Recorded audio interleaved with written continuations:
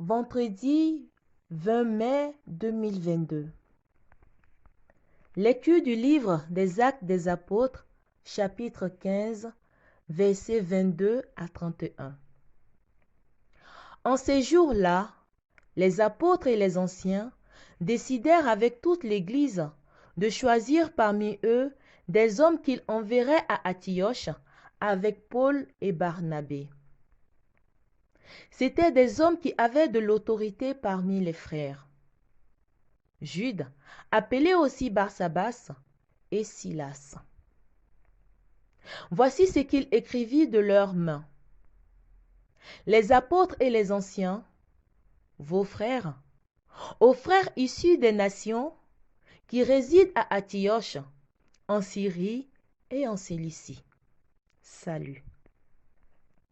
Attendu que certains des nôtres, comme nous l'avons appris, sont allés sans aucun mandat de notre part, tenir des propos qui ont jeté chez vous le trouble et le désarroi. Nous avons pris la décision, à l'unanimité, de choisir des hommes que nous envoyons chez vous, avec nos frères bien-aimés, Barnabé et Paul, et qui ont fait don de leur vie pour le nom de notre Seigneur Jésus-Christ. Nous vous envoyons donc Jude et Silas, qui vous confirmeront de vive voix ce qui suit. L'Esprit Saint et nous-mêmes avons décidé de ne pas faire peser sur vous d'autres obligations que celles-ci qui s'imposent. Vous abstenir des viandes offertes en sacrifice aux idoles, du sang, des viandes non saignées et des unions illégitimes. Vous agirez bien si vous gardez de tout cela. Bon courage. On laissa donc partir les délégués, et ceux-ci descendirent alors à Antioche. Ayant réuni la multitude des disciples, il remit la lettre.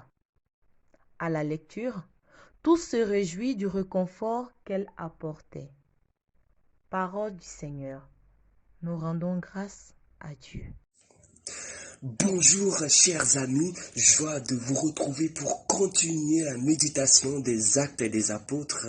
Alors à travers le passage que l'Église nous donne ce matin, je veux que nous retenons trois mots à savoir joie, solution, important.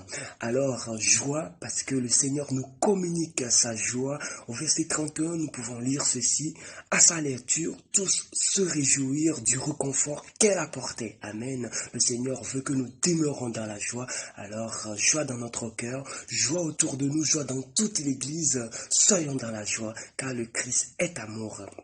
Deuxième point, la solution, Jésus est la solution face à ce problème, à cette question de circoncision des païens. L'Église pouvait se diviser, mais elle est restée soudée. Elle a pu trouver une solution. Nous sommes tous sauvés par la foi en Jésus-Christ. Alors le Seigneur nous dit ce matin qu'il n'y a aucun problème sans solution. À chaque problème, sa solution. Alors peu importe tes difficultés, peu importe tes problèmes, il y a de l'espoir pour toi.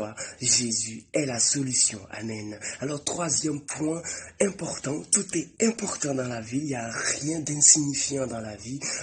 Tu as de la valeur aux yeux de Dieu. Tu as du prix aux yeux de Dieu.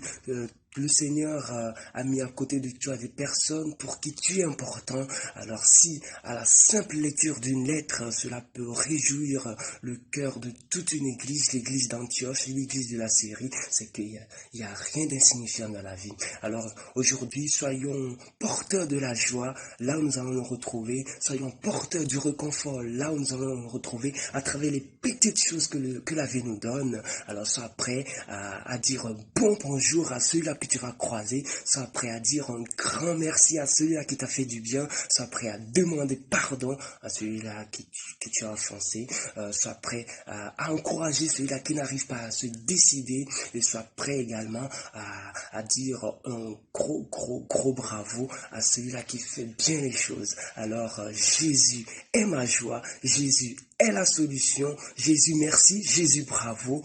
Je nous souhaite tous une très bonne journée, que le Saint-Esprit vous fortifie. Amen.